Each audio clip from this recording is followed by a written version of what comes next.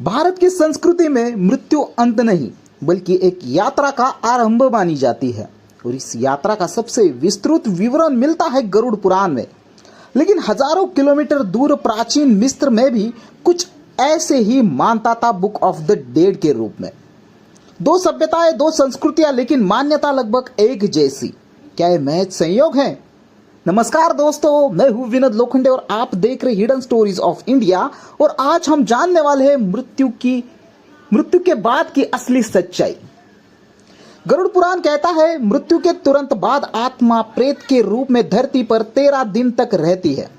वही मिस्र में भी माना जाता है कि आत्मा शरीर के आसपास रहती है जब तक उसका अंतिम संस्कार न हो जाए। क्या यह आत्मा का चेतना को समझने का प्रयास था? गरुड़ पुराण में आत्मा के लिए एक कठिन मार्ग बताया गया है जिसे उसे यमदूत लेकर जाते हैं 16 नरकों से होते हुए यमराज के समक्ष। और इजिप्ट में आत्मा को ड्यूट नामक अंडरवर्ल्ड से गुजरना पड़ता है जहां कई राक्षसों और परीक्षाओं से सामना होता है। क्या दोनों मृत्यु को एक ट्रायल की तरह देखा?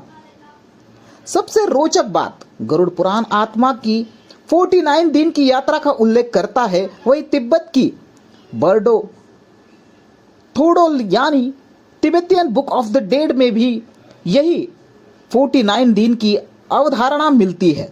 उधर मिस्र में मृतक की आत्मा को मृतकों की किताब के मंत्री की सहायता से मार्गदर्शन किया जाता था। क्या यह आफ्टर लाइफ गाइडेंस सिस्टम थे? गरुड़ पुराण में यमलोक की यात्रा के लिए आत्मा के साथ 2 यमदूत होते हैं। वे हर कर्म का लेख जोग रखते हैं। मिस्र में आत्मा अनुबिस नामक देवता के सामने पेश होती है जो उसका दिल तुलवाता है मौत के पंख से। अगर दिल भारी निकला आत्मा नष्ट, अगर हल्का स्वर्ग का द्वार खुलता है।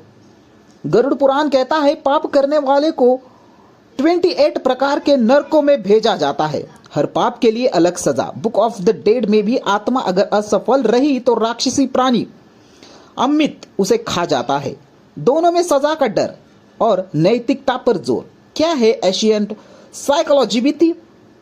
भारत में श्रद्धा और पिंडदान आत्मा की शांति के लिए किया जाता है क्योंकि माना जाता है कि बिना इन संस्कारों से आत्मा भटकती रहती है। मिस्र में भी मृत शरीर को ममीफिकेशन के जरिए सुरक्षित रखा जाता था ताकि आत्मा वापस आकर उसे पहचान सके। क्या यह बॉडी माइंड स्पिरिट कनेक्शन भी समझती? गरुड़ पुराण में आत्मा के साथ चित्रगुप्त होते हैं जिनकी किताब हर कर्म लिखा होता है। बुक ऑफ द डेड में भी आत्मा को एक कन्फ्यूजन करनी होती है, एक तरह का स्पिरिचुअल ऑडिट जहां वह कहती है मैंने चोरी नहीं की, झूठ नहीं बोला। क्या ये आत्मा का साइकोलॉजिकल डिटॉक्स था? दोनों ग्रंथ में मृत्यु से जुड़े मंत्र और पाठों का महत्व है। गरुड़ पुराण का पाठ मनोपरांत आत्मा को दिशा देता है। मिस्र में भी मृत शरीर के पास बुक ऑफ द डेड को स्क्रॉल रखे जाते हैं ताकि आत्मा सही मार्ग पर जा सके। गरुड़ पुराण स्पष्ट कहता है मृत्यु के बाद जीवन है, पर वह केवल आत्मा के कर्मों पर आधारित है। मिस्र में भी आत्मा के पवित्र अपवित्र होने पर उसका भविष्य तय होता है। दोनों सभ्यताएं ये मानती है कि मरने के बाद जीवन खत्म नहीं होता, वह शुरू होता है। मिस्र की संस्कृति आत्मा के पुनर्जन्म पर कम भरोसा करती है, जबकि भारत में यह मूल अवधारणा है आत्मा जब तक मोक्ष न पाए बार बार जन्म लेती है। क्या यह फर्क दिखता है कि भारत मृत्यु से आगे की यात्रा को और ज्यादा गहराई से देखता था? गरुड़ पुराण में आत्मा को यमराज द्वारा सजा और फिर जन्म के लिए भेजा जाता है। मिस्र में आत्मा यदि सफल रही तो रीड फील्ड में भेजी जाती थी। दोनों में पुनर्जन्म का शाश्वत शांति, दोनों का स्वरूप अलग, लक्ष्य एक और रहस्य। गरुड़ पुराण आत्मा के नरक के अनुभव को इतना विस्तार से बताता है जैसे कोई वहां जाकर लौटा हो।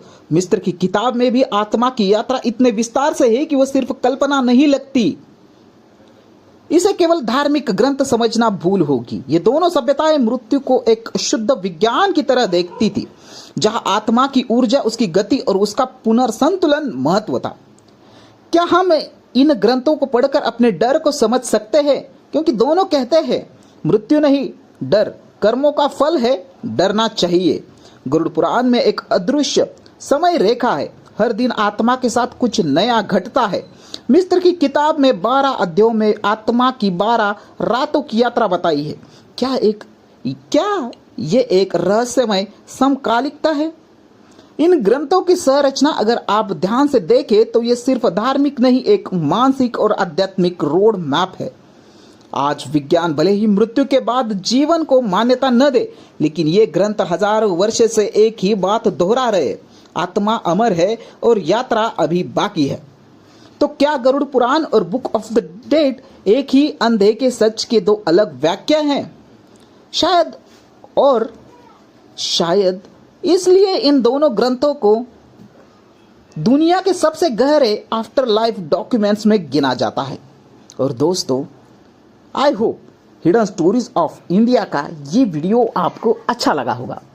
सो दोस्तों, वीडियो अच्छा लगा हो तो प्लीज़ वीडियो को लाइक करें, कमेंट करें, और नए हो तो इतिहास से जुड़े रहने के लिए चैनल को सब्सक्राइब जरूर करें, क्योंकि हम लाते हैं ऐसे ही इतिहास से जुड़े वो तथ्य जो आपको पता नहीं है। दोस्तों, मिलते हैं अगले इतिहास से जुड़े रहस्य और किस्से के साथ। तब तक के लिए जय हिंद, जय भारत।